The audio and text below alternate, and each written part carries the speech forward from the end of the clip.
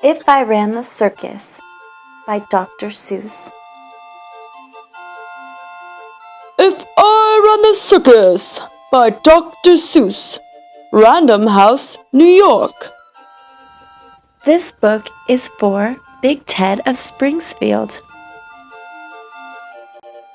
Narrated by Jackie Stiles. In all the whole town, the most wonderful spot is behind Sneelock's store in the big vacant lot. It's just the right spot for my wonderful plans, said young Morris McGurk, if I clean up the cans. Now a fellow like me, said young Morris McGurk, could get rid of this junk with a half-hour's work. I could yank up those weeds and chop down the dead tree and haul off those old cars. There are just 2 or 3. And then the whole place would be ready, you see. All ready to put up the tents for my circus. I think I will call it the Circus McGurkus. The Circus McGurkus, the world's greatest show on the face of the earth or wherever you go. The Circus McGurkus, the cream of the cream. The Circus McGurkus, the circus supreme. The Circus McGurkus, colossal, stupendous, astounding, fantastic, terrific, tremendous. I'll bring in my acrobats, jugglers, and clowns from 1,033 faraway towns to the place that you'll see 'em in, ladies and gents, right behind Sneelock's store in the great McGurk tents. And I don't suppose old Mr. Sneelock will mind when he suddenly has a big circus behind. After all, Mr. Sneelock is one of my friends. He might even help out doing small odds and ends. Doing little odd jobs he could be of some aid, such as selling balloons and the pink lemonade. I think 500 gallons will be about right. And then I'll be ready for opening night. What an opening night! What a night! What a sight! I'll hoist up the curtains, the crowds will crowd in, and my Circus McGurkus will promptly begin with a welcoming toot on my welcoming horn by my horn-tooting apes from the jungles of Jorn, where the very best horn-tooting apes are all born. 'Cause the very fresh air there is fine for their lungs, and some of those fellows have 2 or 3 tongues. This way! Step right in! This way, ladies and gents! My sideshow starts here in the first of my tents. When you see what goes on, you'll say no other circus is half the great circus the Circus McGurkus is. Here, on stage 1 from the ocean of Ulf, is a sight most amazing, a walrus named Rolf, who can stand on 1 whisker, this wonderful Rolf, on the top of 5 balls, 2 for tennis, 3 golf. It's a marvelous trick, if I say so myself. And on stage number 2, here is something quite new. From a country called From comes this drum-tummied snum, who can drum any tune that you might care to hum. Doesn't hurt him a bit, 'cause his drum-tummy's numb. And you'll now meet the Foon, the remarkable Foon, who eats sizzling hot pebbles that fall off the moon. And the reason he likes them red hot, it appears, is he greatly enjoys blowing smoke from his ears. Of course, pebbles like this are quite hard to collect, but Sneelock will manage, somehow, I expect. After all, Mr. Sneelock is one of my friends, and I'm sure he'll help out doing small odds and ends. And on stage number 4, see the Willy Waloo, who can throw his long tail as a sort of lasso. With a flip of the hip, with a tail of this kind, he can capture whoever is standing behind. He can capture old Sneelock. I'm sure he won't mind. And now here is a hoodwink who winks in his wink hood. Without a good wink hood, a hoodwink can't wink good. And folks, let me tell you, there's only one circus with wink-hooded hoodwinks. The Circus McGurkus. The show of all shows! There is no other showman who shows you a show with a blindfolded bowman. The blindfolded bowman from Brigga Barut, the world's sharpest sharpshooter. Look at him shoot. Through the holes in 4 donuts, 2 hairs on a worm, and the knees of 3 birds, without making them squirm. And then on through a crabapple, up on the head of Sneelock, who likes to help out, as I've said.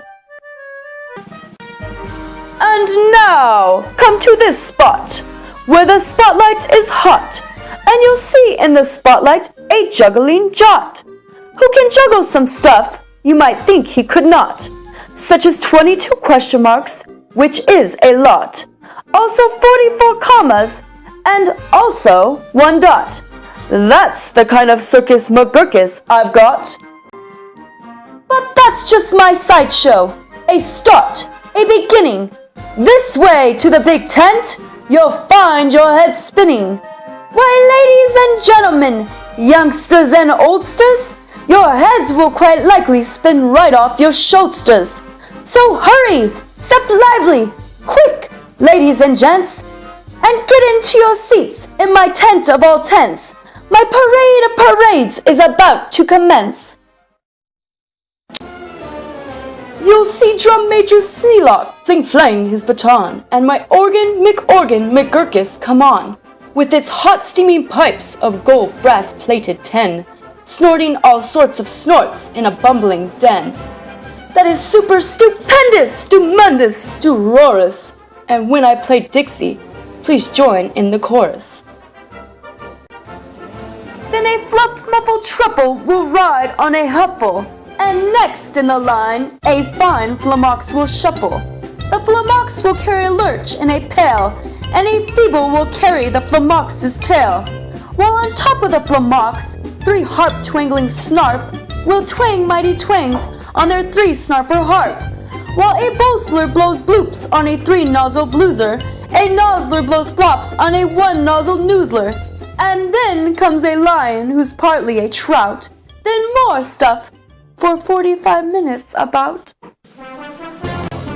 And then, behind them, then, while everyone stares, come my to and fro marchers, who march in 5 layers. The fros march on 2s, and the 2s march on fros. Don't know how they do it, but that's how it goes. And now comes an act of enormous enormance. No former performers perform this performance.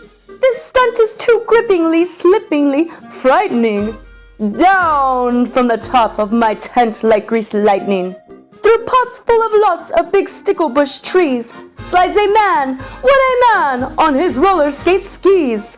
And he'll steer without fear, and you'll know at a glance that it's Sneelock, the man who takes chance after chance, and he won't even rip a small hole in his pants. And now, here, in this cage, is a beast most ferocious, who's known far and wide as the spotted atrocious, who growls, howls, and yowls the most blood-curdling sounds, and each tooth in his mouth weighs at least 60 pounds, and he chews up and eats with the greatest of ease things like carpets and sidewalks and people and trees. But the great Colonel Sneelock is just the right kind of a man who can tame him. I'm sure he won't mind.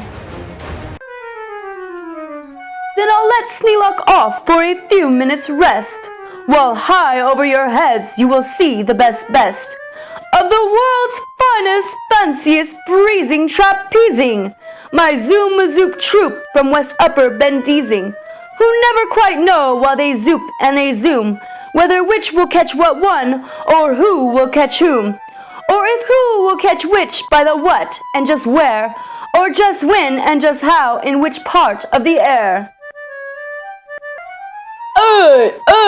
What a circus! My circus McGurkus! My workers love work, they say. Work us, please work us! We'll work and we'll work up so many surprises you'd never see half if you had 40 eyes. And now, again Sneelock! Brave Sneelock is back, risking life on my patented life-risking track, while the speedsters I call my colliding collusions race round in swift cars called abrasion contusions. And Sneelock just lies there, not one bit excited. I know he won't mind, he'll be simply delighted. And here, in a contest of brute strength and muscle, Kid Sneelock, my champ of all champs, will now tussle and wrestle a beast called the Grizzly Gatsly, and slap him around, then he'll slam him down fastly, and pin both his shoulders tight flat to the mat. Kid Sneelock will love it, I'm sure about that. And while that goes on there, look at this go on here. Have you heard of my herd of through horns jumping deer? Every deer jumps through horns of another pell-mell, while his horns are jumped through at the same time as well, by a deer whose horns also are being jumped through, by another who's having his horns jumped through too, which I'm sure Trainer Sneelock can train them to do. Then the whole tent will ring with hoorays and wild shouts, when I wheel in my whales and they turn on their spouts. First my whale number 1, with an aim that aims true, spouts a spout that spouts Sneelock to whale number 2.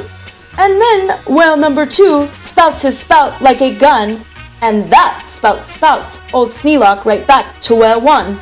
And then forwards and backwards on spout after spout, my great spout rider Sneelock gets spouted about, just as long as the water their spouting holds out. Then my tournament knights, noble apes without fears, Sir Hector, Sir Victor, Sir Boops and Sir Beers, Sir Hawkins, Sir Dawkins, Sir Jocks and Sir Jeers, clatter into the tent, and while everyone cheers, stage a roust about joust with their boxing glove spears. And while all this wild ruckusing goes on below, at the top of the tent, look, the star of my show, great daredevil Sneelock, the world's bravest type.